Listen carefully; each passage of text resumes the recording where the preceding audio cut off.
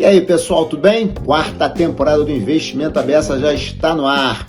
Vamos falar bastante sobre economia, investimentos, óbvio, geopolítica. O mundo passa por um momento conturbado e a gente está presente nessa discussão, hein? Aguardo vocês. Abraço! Bom dia, boa tarde, boa noite. O programa é gravado. Hoje eu estou com Luciane Ribeiro, uma grande amiga que vai falar conosco um pouquinho sobre o mercado financeiro e a sua carreira. Luciane, tudo bem? Tudo bem com você? Bom dia a todos.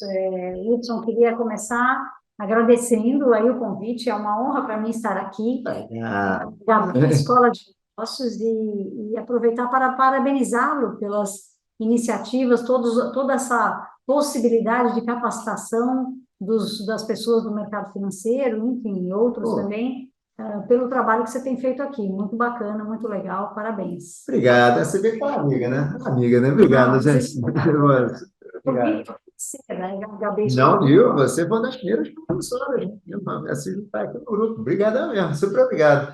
Luciane, se apresente, o povo está sabendo, né? Quem é a Luciane Ribeiro? Vamos lá, vamos lá. Fala um pouquinho de você. Bom, meu nome é Luciane Ribeiro, eu sou uma profissional do mercado financeiro, sou formada em economia, sou economista de formação pela Fundação, pela FAAP, fiz, enfim, diversos cursos na vida toda, mas sempre voltado para o A mercado Luciane gosta financeiro. de estudar. Vocês vão ir para trabalhar muito, mas ela vai estudar. É, e tenho 38, 39 anos de história no mercado financeiro. Comecei minha carreira no Bank Boston como trainee. Depois de fui efetivada na tesouraria do Bank Boston.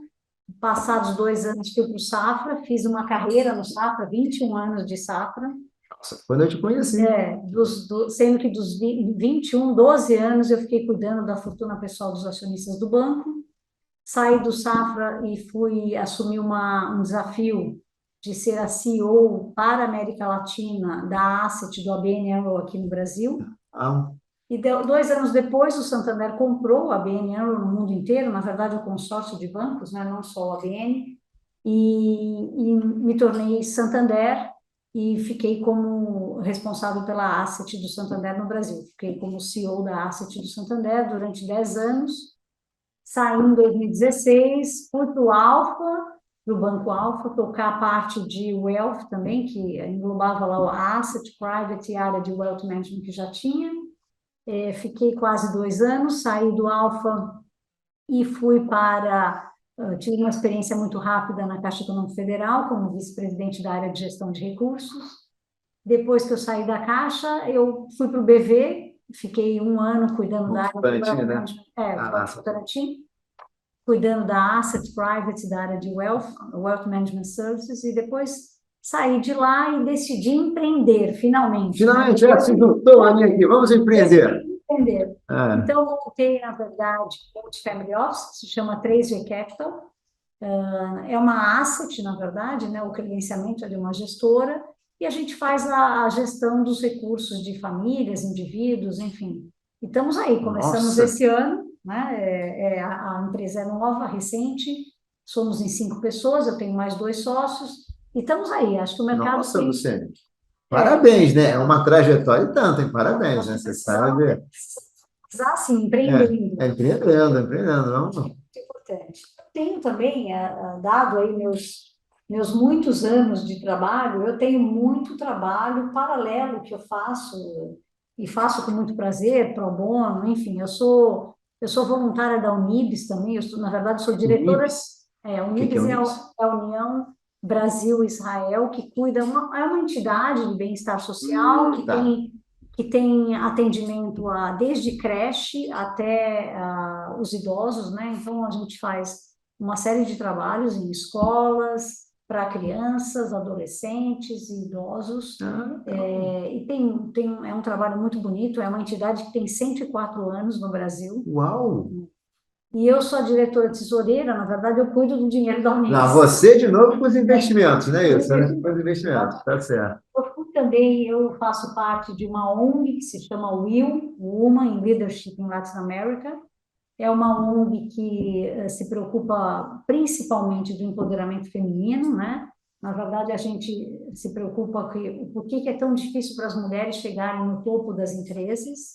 As mulheres no mercado de trabalho não é um problema, todo mundo sabe, mais de 50% hoje, na maioria dos setores, né? Principalmente no financeiro, são mulheres que trabalham, mas o problema da mulher é a dificuldade de chegar ao topo Quando das chega no empresas. topo, nem 10%. Não, no topo mesmo, como CEO, é menos do que isso, é 5%. Hoje em dia, em conselhos, é um pouco mais. A 9% são mulheres em conselhos de administração, de uma forma geral. Isso no Brasil, em outros países o percentual é maior, mas no nível mesmo de diretoria executiva e de gerência, você já tem em torno de 25%. Mas mesmo assim é pouco, né? É pouco, bem pouco. Pensar que 50%, né? Mais 50%. Então, eu sou uma das fundadoras dessa ONG, que foi fundada em 2014, estamos lá. A gente faz uma série de trabalhos também, palestras, a gente faz a cada 2 anos a gente lança um manual de boas práticas, né, para as empresas sobre diversidade e focado no empoderamento feminino, junto com o valor econômico, né? Boa. E também eu faço um trabalho. Tem mais coisa. Eu faço parte do Comitê de Investimentos do Fundo de Pensão da ONU nos Estados Unidos, representando a América Latina, estou no meu segundo mandato, que é uma atividade super gratificante, muito legal, porque a gente, primeiro que são 7 board members, eu sou uma delas, né? E tem representantes de todos os continentes, e é um trabalho muito, muito interessante, muito gratificante para mim, onde eu aprendo muito também. É uma coisa que eu gosto de aprender. Acho que na vida a gente está sempre aprendendo, não é? Apesar de eu ter muita experiência, cada vez que vem uma crise nova, eu me sinto, opa, eu estou aprendendo uma coisa nova. Elas não se repetem, elas são sempre diferentes. Então, acho que o grande desafio de todos, não só das mulheres, é a gente estar sempre aberto para o aprendizado, né? Acho que é uma coisa que me move muito, que me motiva muito, os desafios e o aprendizado. Você sabe que um dos motivos que eu dou aula é por causa disso, né? Que quem dá aula tem que estar aprendendo o tempo todo, né? E segundo alguns estudos, o momento onde você mais aprende é quando você está estudando para dar aula. Quando você está dando aula, cara, você fica meio assim, é bem bacana. Lógico, como você se é bem bacana. Eu sou também uma das fundadoras, aqui no Brasil, de um capítulo que a Bloomberg tem no mundo inteiro, em vários países do mundo, que se chama BWBN, que é Bloomberg Women Buy Side Network, que é um trabalho que é feito também para ajudar a angariar, né, a inspirar mais mulheres para o mercado financeiro. Né? Porque isso acontece no mundo todo, né? O percentual de participação feminina no mercado financeiro é muito baixo, em geral. Principalmente na área de gestão de recursos, né? Na área de mesa de operações, na parte de gestão mesmo, é um percentual por volta de 11% a 14%, dependendo do país. Mesmo nos Estados Unidos, é muito baixo. Por volta de 14%. É uma atividade que não interessa às mulheres? Ou é muito fechadinho para aceitar? Bom, eu faço muita palestra também sobre a participação da mulher no mercado financeiro, não é? Enfim, sobre o assunto de mulher no trabalho, e acho que o tema de mercado financeiro, ele começa com um processo cultural, né? Eu acho que, assim, as mulheres não foram criadas, não são criadas para lidar com o dinheiro, né? Então, o processo cultural diz que quem cuida do dinheiro é o homem, é o pai da família, não a mulher. Então, a gente já mesmo nos Estados Unidos também é assim, né? Claro, aqui é mais patriarcal do que lá, mesmo lá. Cultural, que é muito forte, que claro que vem mudando, né? Com o passar do tempo, as coisas estão melhores, né? Mas isso é um tema muito forte. Então, assim, a maioria das mulheres, elas não se sentem aptas a cuidar do dinheiro, a mexer com o dinheiro, né? Porque sempre foi o pai, o marido, se tem dinheiro, é o irmão que vai cuidar, mas nunca a irmã. É verdade. Pode observar, lá em casa, a gente percebe isso. Apesar de mais de 40% das mulheres da força de trabalho, ou seja, que trabalham atualmente, são elas que provêm o orçamento de casa, mas elas não sabem lidar com o dinheiro, né? Porque, claro, também tem um motivo óbvio para isso, que grande parte dessas mulheres não conseguem poupar os recursos. O orçamento é justamente os recursos recebidos atendem ao orçamento familiar, né? Mas é impressionante como isso tem a ver com o processo cultural. Então, essa é uma das explicações, não são todas.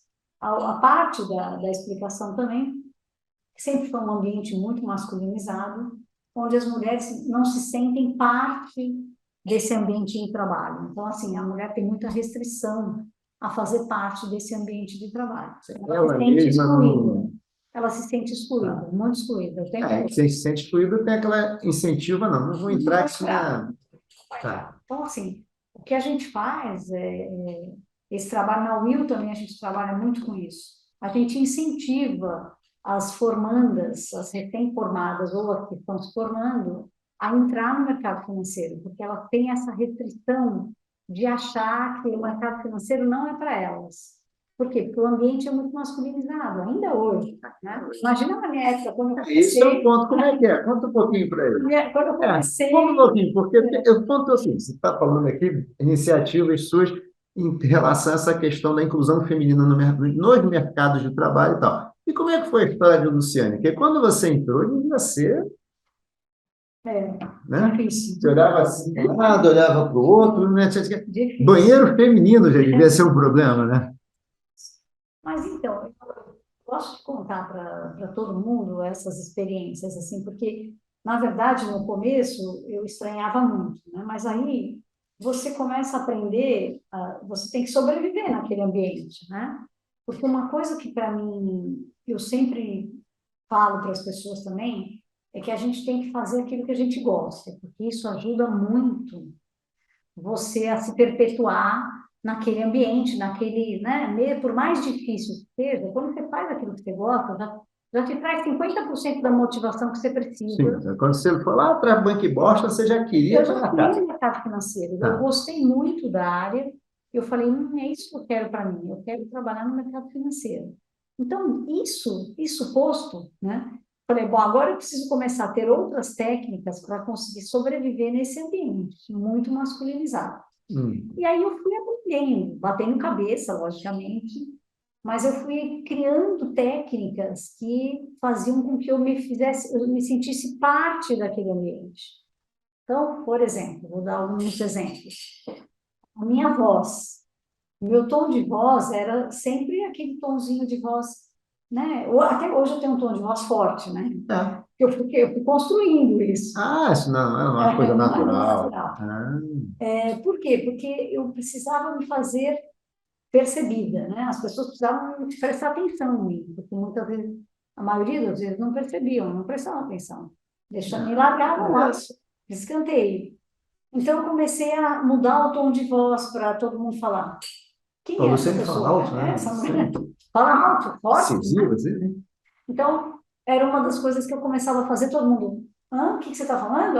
Então, eu estou falando, tal. Um pouco do tom da voz, né? Mais forte, mais incisivo, mais contundente, não gritando, Sim. mas de imposição, né? Uma forma que você começa a se impor para as pessoas olharem para você, pelo menos, e prestarem atenção no que eu estou falando. Senão não acontece nada.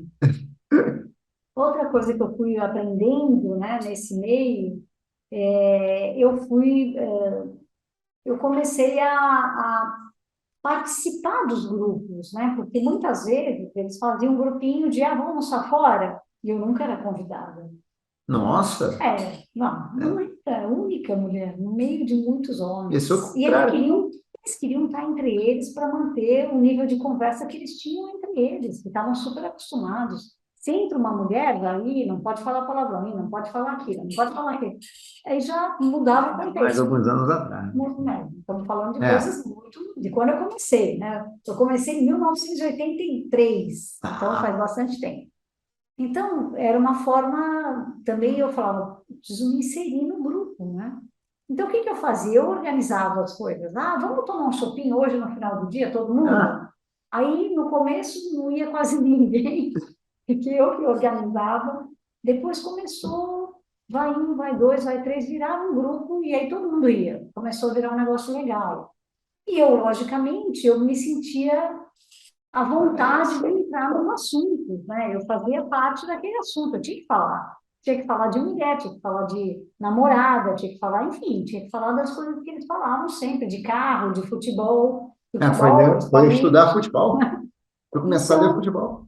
então eu comecei a aprender a fazer parte do mundo deles. Então, assim, e aí foi muito legal, porque isso dava muito resultado, ou seja, eles me chamavam, aí começaram a me chamar para participar das coisas, eu comecei a contratar outras mulheres para trabalhar na mesa de operações, Muito e bem. aí a coisa foi crescendo, crescendo, e de repente a coisa vira uma normalidade, faz parte do dia a dia, né? Então, eu comecei a virar grupo, parte integrante dos almoços também. Ah, vamos almoçar? Luciane, tem almoço hoje? Não, vamos almoçar. Aí vai almoçar junto.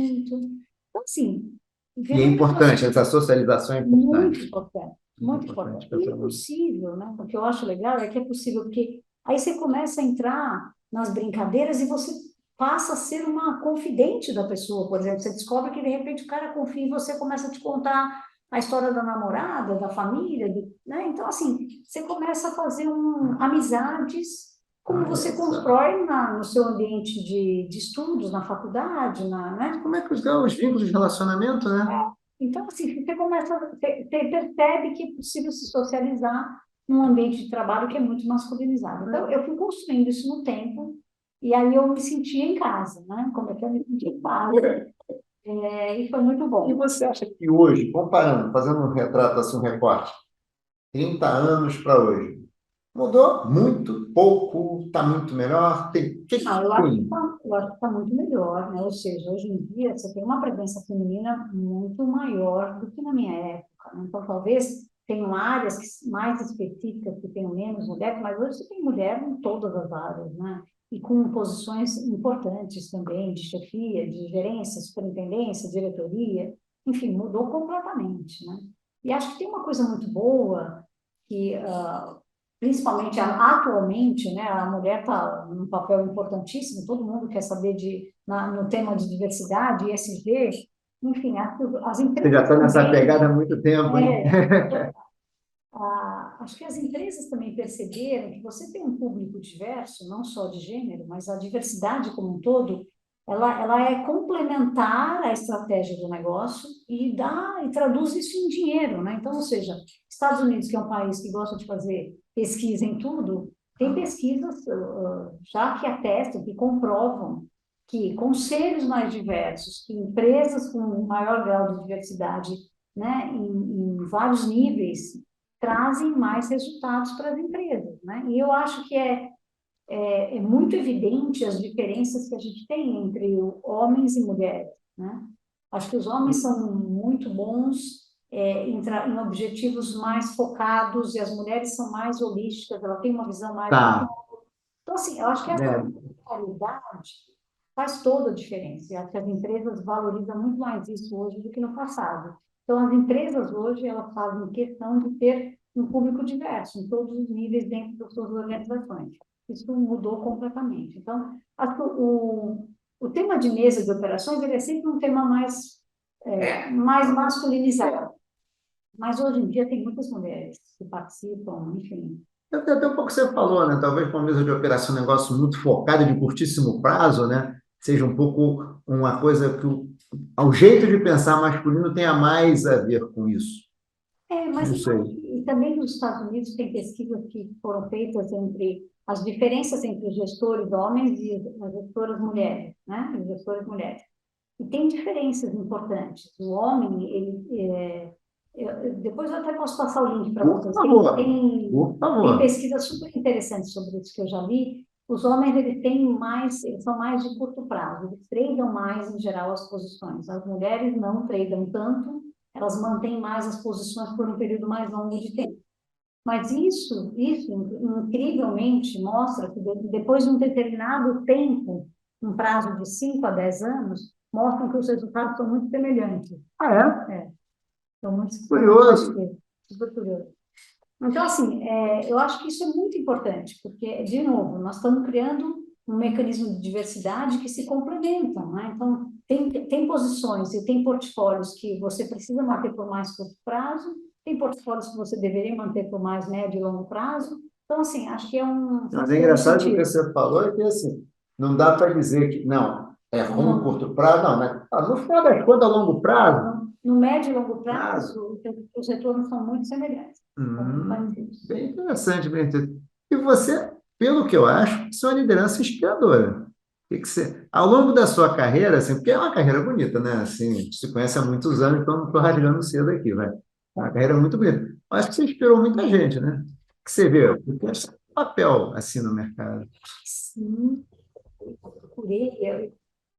Eu acho, eu não sou perfeita, não, tenho um monte de defeito, né? Inclusive para viver nesse mundo, né, muito masculinizado, até hoje tem muitas pessoas que falam assim, não, você tem um estilo mais duro, assim, é um pouco daquilo que eu vivi, né? Eu vivi muito isso, né? Eu trabalhei muitos anos numa cultura judaica, num banco, enfim, muito forte, né? Em tudo isso que a gente está falando. E sempre fui muito única nos ambientes, né? Então, eu entrava em reuniões de 10 homens, eu era a única mulher. E participava de almoços, eram 15 homens, eu era a única mulher. Então, assim, eu fui criando essa fortaleza, vamos dizer assim, para eu conseguir sobreviver em todos Isso esses aí, né? momentos, né? Então, assim, acho que esse é o lado legal. E acho que inspiro, sim, porque eu também procurei construir, durante a minha carreira, manter as relações, os relacionamentos que eu sempre tive. Então, assim, eu tenho até hoje amigos, desde a época do Bank Boston, né? Amigas e amigos, no Safra, no ABN, enfim, todos os lugares que eu passei, eu procuro manter as amizades, os ex-funcionários. Então, enfim, até hoje tem pessoas que me procuram. Almoço de amigos do Safra, Isso. almoço de amigos E do... porque acho que me tornei uma referência, né? Um pouco da... E eu procuro fazer isso de uma forma muito genuína, né? Não porque tem muita gente que, não, virou presidente, não consigo mais falar, ligo, não retorna. Não, eu acho que durante a minha carreira, como ela foi muito sofrida, eu acho que eu fui construindo esse lado de querer mostrar para as pessoas, para as mulheres principalmente, que existe essa possibilidade de você vencer, né? Com muito sacrifício, trabalhando muito mais do que os homens, certamente, em quantidade de horas, porque você tem que se provar muito mais, né? Muito mais. Eu sempre era questionada nas contas que eu fazia, sempre É pedia para mesmo? o Você era homem. assim, meio quase assintoso? Sim, sim, sim. O cara Porque chegou a você passar para as continhas dele lá, ninguém perguntava. Quando você vinha, mas isso, Luciane? Isso, tem Luciane? certeza que está certo? Você tem certeza que está certo? Não, está certo, já refiz, tá. Aí eu penso, Ah, Luciane, ela entrega um número, o número está batido, batido, batido. é. Então, mas acho que sim, acho que eu consigo, hoje, principalmente as pessoas mais novas também, acho que é um pouco de inspiração, né? E Tem um inspiração exemplo, né? para mostrar que é possível, né? É possível chegar lá. Não, é possível, né? Infelizmente você chegou, né? Esse é bem bacana. Mudando aqui um pouquinho agora de assunto aqui, você olhando aqui, vamos pensar um pouco no mercado financeiro, né? O que que você percebe assim de grandes mudanças nos últimos anos? Acho que teve, bom, Ah, muitas mudanças, né? Mas acho que assim o grande diferencial dos últimos 5 anos, acho que é a construção das casas independentes, né? Acho que os bancos digitais, o digital, né? Acho que isso revolucionou muito o setor financeiro e vem revolucionando até hoje, né? Acho que foi a possibilidade de você abrir uma conta hoje no seu celular, uma conta bancária, e a meu possibilidade de filho ontem é você... impressionante, sabe? Foi abrir uma conta num banco, eu estava lembrando de quando era, como é que era, assim, assim, tum, tum, tum, tira a foto, manda, não sei o quê, 2 horas depois a conta aberta. Como assim? Toda com a conta aberta, toda E aquela 3 época que dias você... você está cartão na sua residência. Nossa, Então, como assim? imagina, antigamente você ia em Não, banco e demorava 2 faz semanas, papel, não sei o que, 3 segundos manda. para abrir conta. Precisa ter compliance, aí vai para a área de cadastro, aí vai para a área, não sei o quê. É esse Hoje em dia ponto. você abre no celular, né? Enfim, é perfeito isso. Acho que isso tudo, logicamente, tem benefícios para o investidor, né? Para nós, né? O usuário, que na verdade é em menos custos, né? Você diminui muito essa cadeia toda que nós Sim, falamos, daquilo que você produz no tempo de processos e aprovações, você encurtou substancialmente. foi de 3 semanas para 3 horas. Mas eu acho que a principal mudança, ou pensando ainda em plataforma digital, está no mercado de investimentos, né? Eu acho que hoje você tem um supermercado de investimentos que foi construído no tempo, onde as pessoas, o público em geral, o investidor consegue buscar melhor os seus interesses, né? Claro que, como tudo na vida, tem seu preço, né? Acho que assim, acho que o que falta para o supermercado de investimentos, que essas são as plataformas que te oferecem Tá. fundos de investimentos, todo tipo de investimento, Antigamente, né? fundo CDB, multimercado, talvez havia fundo multimercado sendo vendido para pessoa física. está completamente no varejo, está totalmente varejado, os fundos estruturados, os fundos É, imobiliários isso aí. estão no varejo. Enfim, acho que Um isso fundo imobiliário, você consegue imaginar que 15 anos atrás, fundo imobiliário sendo vendido assim para varejo desse jeito? você não tinha acesso, né? Só para grandes investidores, né? Era um outro modelo. O processo de venda e distribuição era completamente diferente, né? Totalmente diferente, né? Então, acho que isso dá o acesso, né? A acessibilidade do investidor hoje ela é muito maior e muito melhor. Eu acho que falta a gente complementar essa facilidade do acesso, a acessibilidade, a capacitação, o entendimento, né? Eu acho que a gente ainda tem um gap aí entre o acesso que o investidor tem hoje, a quantidade de investimentos que ele pode fazer diretamente, né, através da sua escolha ou através de um assessor financeiro, mas a falta de conhecimento. Você acha que o investidor ainda está. O conhecimento está bem aquém ainda do que ele tem. Eu A acho que sim. oferta está bem assim. Sim, o processo de educação financeira, ele iniciou, logicamente, mas eu acho que ele ainda é bastante elementar. Eu acho que o investidor precisa conhecer melhor antes de fazer um investimento. Ele tem que entender, né, o porquê que um ativo é de longo prazo, o que significa a marcação ao mercado, o porquê que os ativos precisam ser marcados ao mercado, né? Isso é um ponto, Luciano, que às vezes me incomoda. Até escrevi um artigo outro dia no Boa Invest sobre isso, né? Para que serve um ativo marcado na curva, né? Porque, no fim das contas, a quem interessa, né? O tema é que o ativo marcado na curva sempre tem aquela visão de que o cliente não vai vender. Ah, não, não preciso vender, não preciso do dinheiro. Então, ele fica na curva, né? Mas a gente não pode pensar assim, né?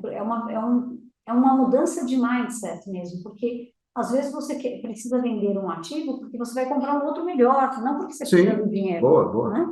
Então, às vezes, a pessoa tem muito isso em mente. Ah, não, eu não vou precisar do dinheiro, você pode aplicar a longo prazo, não vou precisar, e aí fica na curva, né? Ou seja, ele não tem a ideia, a noção de quanto aquele ativo vale naquele dia no mercado financeiro, se ele quiser se desfazer daquele ativo, né? E é importante que ele saiba, porque ele não precisa estar precisando de dinheiro para se desfazer do ativo, ele precisa estar, eventualmente, querendo investir numa outra coisa, e ele vai usar daquele recurso para fazer um novo investimento. É porque, de repente, Então, ele quiser pular de um lado para o outro achando que vai ter esse preço, às vezes não vai não ter, vai né? ter, não vai ter, então, que é muito comum, né? Por quê? Porque o mercado financeiro oscila, né? Você tem as flutuações diárias de todos os ativos. Se o cenário está positivo, as taxas de juros baixam, você tem ganho nos ativos que você comprou. Se o cenário está mais negativo, as taxas de juros sobem, você vai perder dinheiro nos ativos que você comprou, porque eles vão subir de preço, de valor. Então, é normal, isso acontece no mundo todo, né? Mas eu acho muito importante as pessoas se conscientizarem de que existe a marcação ao mercado, que é nada mais de quanto aquele ativo que você tem no seu portfólio vale naquele dia, ou seja, todo dia ele tem um valor, e se um dia você precisar vender, ou por uma necessidade financeira, ou porque você quer trocar de ativo, você sabe exatamente se está na hora de você fazer a troca ou não, né? Não, mas esse é um dos aspectos, né, de educação financeira que você, que acabei te cortando esse ponto. Você acha que tem que ter ainda tem uma demanda, ainda está precisando se capacitar melhor, entender melhor para poder entender os riscos do que está Com comprando, né? certeza, porque na verdade, a construção de um portfólio também, ela pode ser baseada justamente no seu perfil de investidor, no seu suitability, né? Aquilo que é bom para você, e você pode definir ter ativos de curto prazo, ativos de médio prazo e ativos de longo prazo, né? E diversificados, porque a diversificação é fundamental na construção de qualquer portfólio. Eu sempre falo isso. Eu É, gosto de mostrar sempre para os meus clientes um quadrinho que mostra ano a ano quais foram os melhores investimentos, né? E é, você vê que não existe nenhuma é completamente disperso. Ou seja, o que foi melhor no ano passado, esse ano pode estar lá embaixo. Você tenta montar uma curva, né? Você escolhe um ativo, por exemplo, bolsa de valores, ações, num ano, aí no outro ano ela está em quarta posição, depois ela está em quinto, depois ela está em terceiro, depois ela está em quinto de novo. Então, assim, não existe nenhuma correlação de que um ativo foi bom neste ano, será bom no ano seguinte e vice-versa. Ou seja, Ou se ele comprar for o pior, campeão do ano passado não quer não dizer. significa retorno garantido no futuro. Então, assim, a diversificação serve para isso, né? Então, você tendo um portfólio bem montado, que defina o horizonte de tempo das suas necessidades, daquilo que você planeja para você, né? Ah, eu pretendo trocar de carro ano que vem, então eu não posso investir todos os recursos no longo prazo. Ah, eu pretendo comprar uma casa na praia, também não pode. Então, assim, tudo isso você vai construindo no tempo e vai adaptando a sua diversificação de investimentos através do seu portfólio. Então, Mas você acha que esses investidores não conseguem atingir, né? eu acho que Muito assim. Até hoje, eu acho que, e até puxando um gancho, às vezes, com o que eu acho que acontece muito com os influencers, né? Ficam falando muito de retorno, retorno, retorno. Isso é melhor do que aquilo, isso é melhor do que aquilo. E você está dando fazendo um mapa aí que não é um mapa de. Não é um mapa do que vai ganhar mais, é um mapa assim, no longo prazo, tem suas necessidades, o que é que você precisa. sim, que é fundamental, é muito importante também, né? E o retorno também, porque o retorno, aquilo que, se parte do seu portfólio está bem diversificado, se o seu portfólio está bem diversificado, você, na média, vai ter sempre bons retornos, porque você vai ter um pouco de cada ativo, um vai ganhar, um vai perder, enfim, você vai estar sempre acompanhando, e a gente fala um pouco disso, né? O CDI é o campeão, É, o CDI tem sido nos últimos 10 anos, né? não, eu fiz. Está saindo até o artigo que está sendo publicado essa semana. Nos últimos 20 anos dá o dobro de rendimento É. da Bolsa.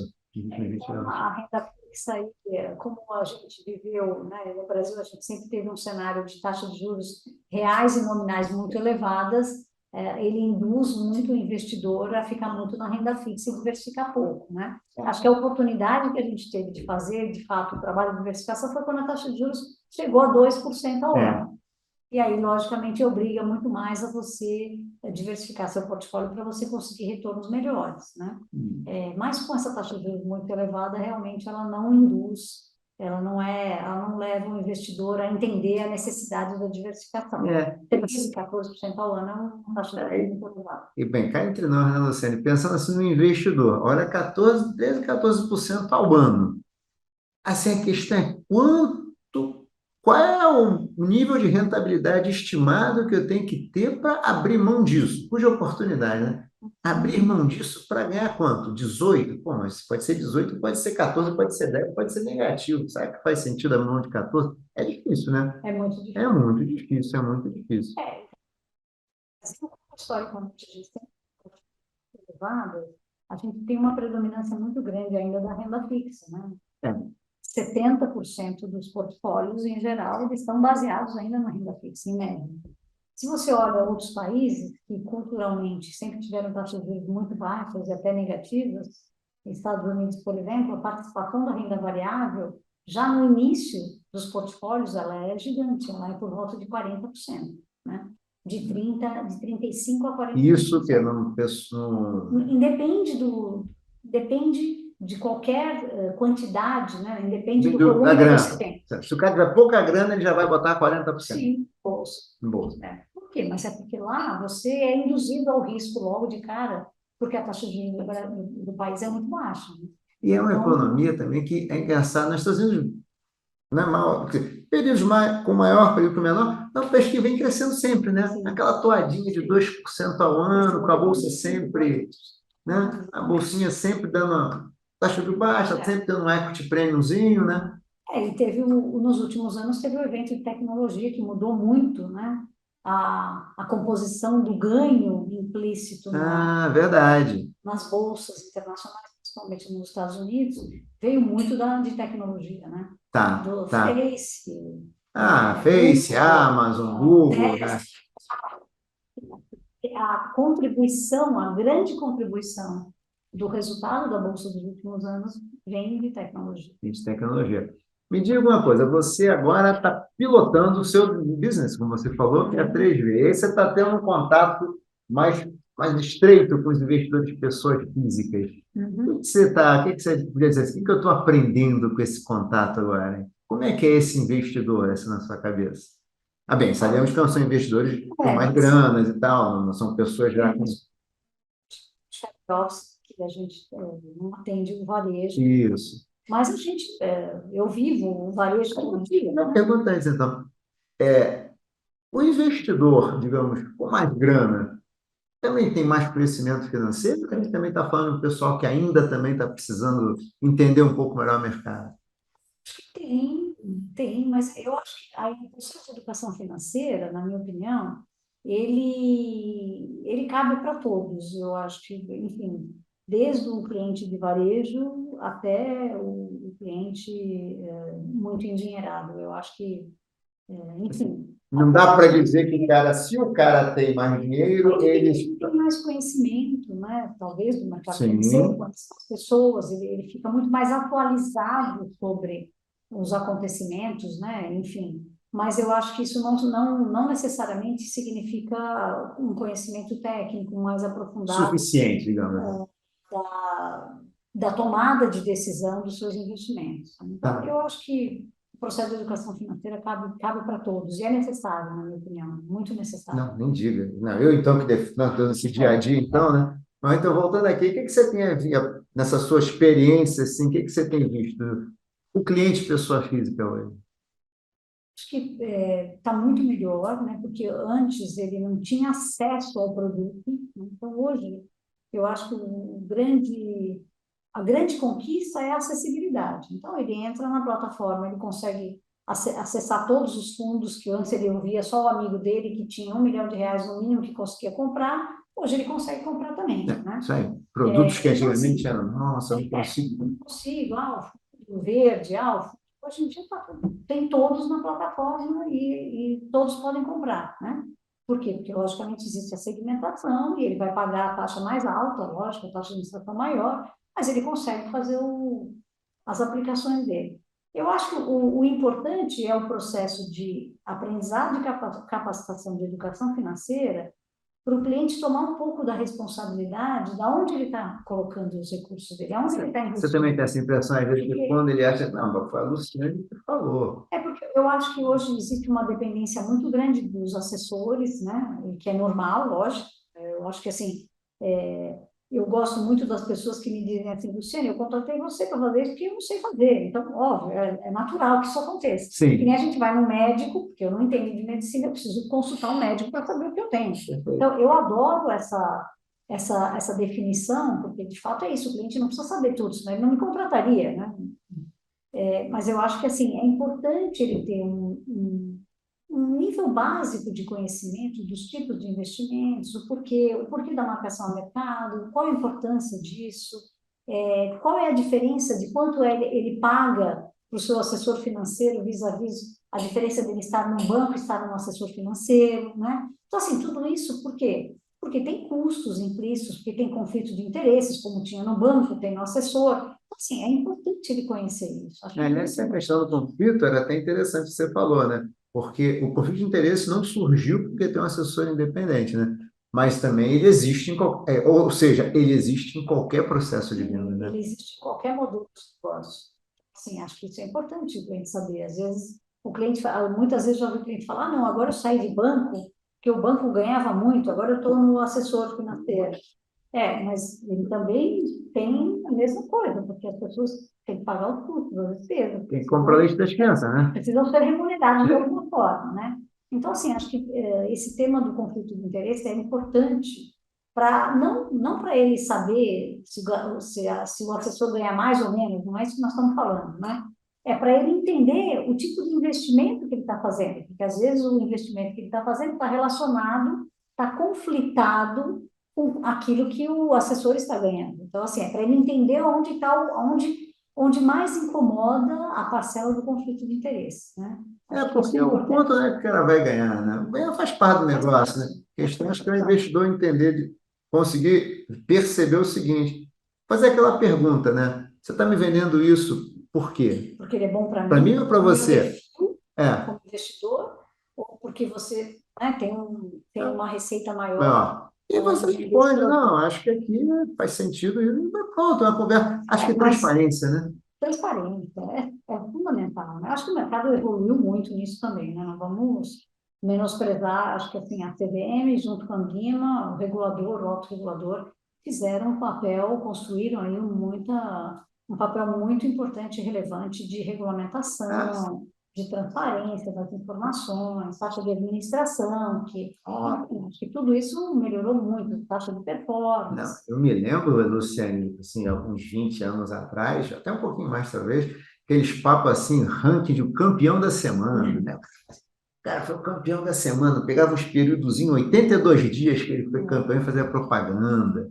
mas coisas assim, né? Não, isso mudou muito, né? Então, você tem que ter consistência de resultado, você é obrigado a manter, a divulgar a sua rentabilidade num prazo mínimo de 24 meses, enfim, tudo isso mudou Não, bastante. mudou muito, Tem né? muita coisa a fazer ainda, que é óbvio, como tudo, É, sempre, né? Na vida, graças a Deus, né? todas as áreas, mas a gente evoluiu bastante. Né, nesse ponto aí. Mas eu acho que sim, vou fazer um pouco de É, propaganda agora. Porque fala. acho que a diferença dos family offices para os agentes autônomos e para os bancos é porque justamente a gente não é remunerado por nenhuma instituição Vocês têm um financeira. perfil de Eu consultor. tenho perfil de consultor. Então, eu sempre vou buscar aquilo que é melhor para o meu cliente, porque o meu único instrumento de remuneração é o cliente.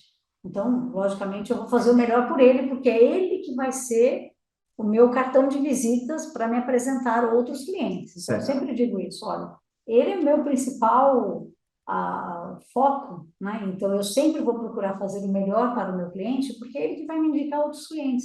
Ele feliz vai me trazer outros clientes, né? Sim. E como eu não sou remunerada por nenhuma, eu que eu digo, todo modelo de family Não, o office, né? modelo de family office é você Eu só recebo do cliente. um FII do cliente e não sou remunerada Qualquer por nenhuma remuneração que venha do instituição. produto, você repassa para o Eu cliente. devo ao Pro cliente, cliente. exatamente. É bem Então, a gente bacana. sempre busca o melhor para o cliente, porque mesmo que o melhor vai traduzir em ter um cashback, como a gente chama, né? Um rebate de taxa, isso vai ser pago, vai ser devolvido para o cliente. Até porque, como eu sou uma gestora, eu não posso receber rebate de nenhuma natureza. E aí eu, logicamente, repasso tudo para o cliente e o meu único instrumento de remuneração é a taxa contratada com o cliente. Você acha, Luciane, que esse modelo de multifamily office, a tendência é também ele começar a se diversificar mais no sentido de que alcançar pessoas com tamanhos de ticket menores? Você acha que é uma tendência? Eu acho que a tendência, na minha opinião, é os agentes autônomos mudarem o modelo de negócio deles e ter uma coisa mais ampla que englobe a gestão patrimonial, que é o modelo dos family office. Tá. Acho que eles vão migrando o modelo de agente autônomo, que atende, logicamente, o cliente mais de varejo, para atender o público mais endinheirado, com No perfil varejo ainda, no né? varejo ainda, mas num perfil diferente de remuneração também. Ou seja, talvez você começar a pegar determinados grupos familiares e começar, não, para que eu tenho esse tipo de serviço também, né? É porque, certamente, no agente autônomo, quando ele começa a ficar grande de tamanho, ele tem clientes maiores já, naturalmente, porque ele foi Tá, conquistando no tempo, né? Então, ele consegue, ele quer ter a capacidade de atender esse cliente de uma forma mais ampla, mais abrangente e talvez tirar mais o conflito de interesses para que o cliente fique com ele, né? certo, certo. Não, eu acho super bacana, né? Esse Eu acho que, alinhamento que eu acho que a tendência é essa, são os agentes autônomos migrarem o modelo deles. tá, tá, tá. Luciano, agora mais um capítulo da nossa história. Como é que você está vendo o mercado aí?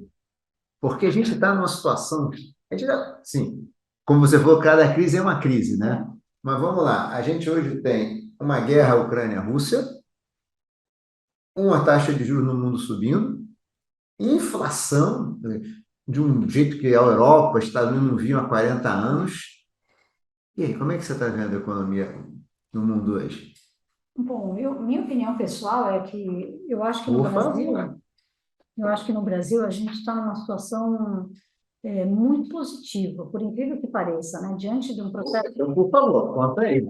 Acho que a pandemia, logicamente, massacrou todos os países, né? No sentido de todo mundo teve praticamente os mesmos problemas, escassez de energia e tal, e com a guerra na Ucrânia e Rússia, principalmente, o preço do petróleo, o que se tornou tudo isso, a falta de produtos, o fico em casa também fez com que as pessoas, né, mudassem os costumes, os hábitos, então serviços ficou muito comprometido, as pessoas consumiram menos, menos em restaurante, menos, enfim, tudo. Só consumiram farmácia, né, médico, tudo por digitalmente. Mas eu acho que o que a gente conseguiu, o que foi construído é um mundo mais inflacionário, né? Então, assim, acho que hoje mesmo a gente viu os números saírem na Europa e a inflação média dos últimos 10, 12 meses está 9,1%, nos Estados Unidos com quase 7% de inflação média nos últimos 12 meses. Para eles isso é um negócio. A gente nunca viveu esse tipo de inflação no mundo, né? Na Europa, principalmente, é 2%, 3%, nos Estados Unidos também. Enfim, então, acho que o que vai acontecer, dado o processo na guerra, que aparentemente vai ser demorado de ter uma solução rápida no curto prazo, acho que tem o tema do gás na Europa, enfim, petróleo, energia, está difícil, acho que a gente vai conviver com uma inflação mais alta na maioria dos países. Tá? Quer dizer, quando você fala assim, então, olhando para 2, 3, 4, 5 anos para frente, você acha que tem chance? Talvez não nesse patamar, mas... A gente vai demorar a ter um recuo da inflação. Talvez, assim, nos próximos 2 anos a gente vai ter que aprender a conviver com uma inflação um pouco mais alta no mundo, né? Aqui no Brasil, logicamente, a gente também vinha num processo de inflação muito alta, na casa de acima de 10%, e agora nos últimos 2 meses, julho e agosto, né, indicando deflação, basicamente focadas em função da redução dos preços de combustíveis, diesel e tal, que o governo implantou, né? Então isso fez com que a gente tivesse uma redução drástica negativa nos índices de curto prazo, mas a gente ainda está convivendo aí com uma inflação por volta de 10%, entre 9 e 10%, né, em média dos últimos 10 meses. Então, eu acho que o Brasil talvez tenha um movimento, tenha uma resposta mais rápida. A gente começou a subir juros antes também. Começou a subir juros antes dos outros países, e a gente está vendo os índices de inflação responderem, mesmo tirando, se você tirar aí o caso específico de redução do preço de combustível, a gente já está vendo um recuo inflacionário no Brasil. Né? O que a gente não está vendo na Europa, por exemplo, que o índice voltou, continuou subindo ou estabilizou. Então, eu acho que a gente está melhor nessa situação, a gente subiu a taxa de juros mais rápido, então a nossa inflação vai responder mais rapidamente, e a economia também. Então, talvez o Brasil consiga iniciar um processo de redução de juros mais rapidamente antes dos outros países, enquanto os outros ainda estão subindo. Então, a gente continua vendo o Fed subindo agora em setembro, provavelmente mais 0,75. A gente está vendo a Europa que vai subir provavelmente mais, também na próxima reunião, Banco Central Europeu. Então, assim, acho que a gente está em ciclos, momentos um pouco diferentes do mundo, e o Brasil se saindo bem, na minha opinião. Talvez pela experiência, pela rica experiência que a gente tem no passado, a gente está conseguindo, e o Banco Central acho que tem sido, merece aí ser parabenizado pelas decisões muito assertivas que tem tido nos últimos tempos, né? Então, acho que isso tudo a gente vai ter que conviver com um mundo mais inflacionário e taxas de juros mais altas, né? Eu acho que essa é a grande mudança. Essa é a grande mudança. Tem, logicamente, eleições no Brasil, eleições em vários países do mundo, né? Esse ano e o ano que vem. Verdade, verdade. Só a Europa tem Itália, agora a Inglaterra, né? Que vai parlamentar, né? Acho que, assim, não são de grandes mudanças, mas eu acho que a gente vai viver um mundo mais inflacionário no curto prazo, nos próximos 2 anos. E depois, logicamente, a gente vai ter, talvez, principalmente na Europa, se fala muito de um processo de recessão forte, mais forte. Estados Unidos também entrando num processo recessivo, mas talvez mais brando, porque eu acho que a economia americana também tem muita experiência nessa dinâmica de processo de recessão e tal, consegue sair mais rapidamente.